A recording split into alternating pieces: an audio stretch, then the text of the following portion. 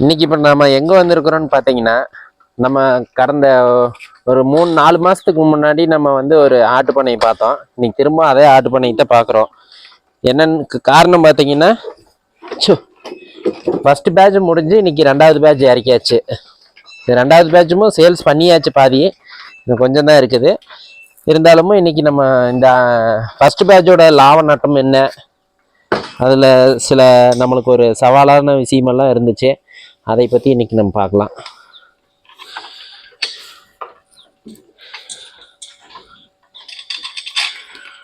பார்த்தீங்கன்னா first batch முடிஞ்சிச்சு. இப்போ 2வது பேட்ச் இறக்கியாச்சுங்க. ஃபர்ஸ்ட் பேட்சில் பார்த்தீங்கன்னா நம்ம 40 குட்டி வாங்கி விட்டுருந்தோம். 40 குட்டியுமே சேல்ஸ் ஆயிடுச்சு. ஒரு 3 குட்டி மட்டும் கொஞ்சம் வளர்ச்சி இல்லாமல் கொஞ்சம் இதாக இருந்துச்சு. ஓகே, மற்றபடி பார்த்தீங்கன்னா ஃபர்ஸ்ட் பேட்ச் வந்துட்டு நீட்டாக நம்ம சேல்ஸ் பண்ணி எல்லாமே சக்ஸஸ் பண்ணியாச்சு. ஃபர்ஸ்ட் பேட்சில் பார்த்தீங்கன்னா ஒரு 1.5 லட்ச ரூபாயிலேருந்து ஒரு 2 லட்ச ரூபா வரைக்கும் நம்மளுக்கு லாபம் கிடச்சிங்க. இப்போ 2வது பேட்ச் இறக்கி இருக்குது. 2வது பேட்சில் பார்த்தீங்கன்னா நம்ம ஒரு போன டைம் 40 குட்டி இறக்கிருந்தோம். இந்த டைம் வந்து 50 குட்டி இறக்குச்சு. இதில் பார்த்தீங்கன்னா ஒரு 3 குட்டி 4 குட்டி இறந்துருச்சு. என்னன்னு பார்த்தீங்கன்னா, போன டைம் வந்துட்டு கொஞ்சம் கிளைமேட் வந்துட்டு நம்மளுக்கு நல்லா ஹீட்டாக இருந்துச்சு. கிளைமேட்டு ஒன்று சொல்லலாம், நல்லா கிளைமேட்டு நம்மளுக்கு சப்போர்ட் பண்ணுச்சு. இந்த டைம் நல்லா பார்த்தீங்கன்னா பனிக்காலம், கார்த்திகை, மார்கழி, தை அந்த டைமில் நம்ம பிடிச்சோம். அது ஒரு காரணம் சொல்லலாம். 2வது வந்துட்டு இந்த டைம் சந்தையில் பிடிக்கும் போதே நம்மளுக்கு கொஞ்சம் போன டைம் மாதிரி வந்துட்டு நம்மளுக்கு நல்லா குட்டி அமையல. அங்கேயே வந்துட்டு நம்ம சளி பிடிச்ச குட்டி அந்த மாதிரி குட்டி தான் இருந்துச்சு.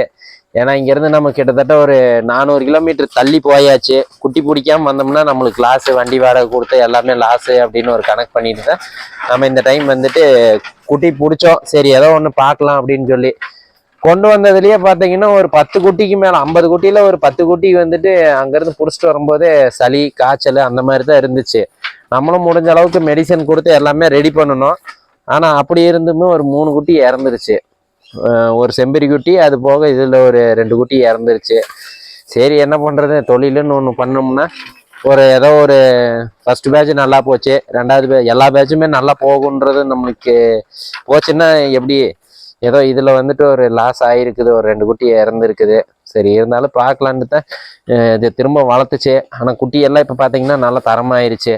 இதுலேயே பார்த்தீங்கன்னா ஒரு 30 குட்டிக்கு பக்கமாக நம்ம சேல்ஸ் பண்ணியாச்சு. இன்னும் ஒரு 20 குட்டி மட்டும்தான் இருக்குது.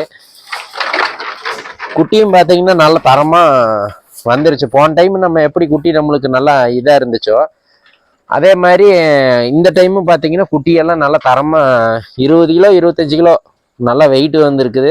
நல்லா நம்ம தீவனம் அதே மாதிரி நல்ல தீவனமாக கொடுத்தோம். நல்லா பார்த்தீங்கன்னா மசால் பில்லு, வேலி மசாலு, நம்ம போன டைம் என்ன தீவனம் கொடுத்தோமோ அதே தீவனம் தான் இந்த டைமும் நம்ம அதையே கண்டினியூ பண்ணோம். ஆடுக்கு வந்துட்டு நல்லா இப்போ பார்த்தீங்கன்னா இந்த ஆடெல்லாம் பார்த்தீங்கன்னா நல்ல வெயிட் இருக்குது. இந்த கிடாயெல்லாம் பார்த்தீங்கன்னா நல்லா இதாக இருக்குது, எல்லாமே க்ரோத்தாக இருக்குது. நல்லா ஓகே. ஆட்டு பண்ணையில் வந்துட்டு ஒரு 3 பேட்ச் பண்ணணும்னா தான், அதுக்கப்புறம் தான் 4வது பேட்ச் நம்ம பண்ணும்போது செட்டை வந்து எக்ஸ்டெண்ட் பண்ணலாமா இல்லை இதையவே பண்ணிட்டு இதை அப்படியே வச்சுக்கலாமான்ற ஒரு ஐடியா பண்ணலான்ட்டு இருந்தேன். ஆனால் எனக்கு இந்த 2வது பேட்ச்லேயே வந்துட்டு ஓகே இது சக்ஸஸ் பண்ணலாம் அப்படின்ற ஒரு இது வந்துருச்சு. நட்டம் ஆகாதுன்ற ஒரு கரெக்டாக நம்ம பராமரிப்பு இருந்துச்சுன்னா நட்டம் ஆகாதுன்றது தெரியுது. அதுங்காட்டிக்கு வந்துட்டு இந்த பேட்ச் முடிஞ்சதுக்கப்புறம் நம்ம அந்த செட்டை வந்துட்டு இன்னொரு பார்ட்டாக போட்டு எக்ஸ்டெண்ட் பண்ணிடலாம். இதே மாதிரி தனியாக இன்னொரு சைடில், ஏன்னா நம்மளுக்கு 2 செட்டாக இருந்துச்சுன்னா தான் நம்ம வந்துட்டு அதை நம்ம மெயின்டைன் பண்ண முடியும். அதுங்க ஒரே செட்டாக போட்டு விட்டோம்னா நம்மளால ஒன்றுமே பண்ண முடியாது. தனித்தனியாக இன்னொரு செட்டை போட்டு இதே மாதிரி நம்ம அடுத்த வேலையை ஆரம்பிக்கலான்ட்டு இருக்குது.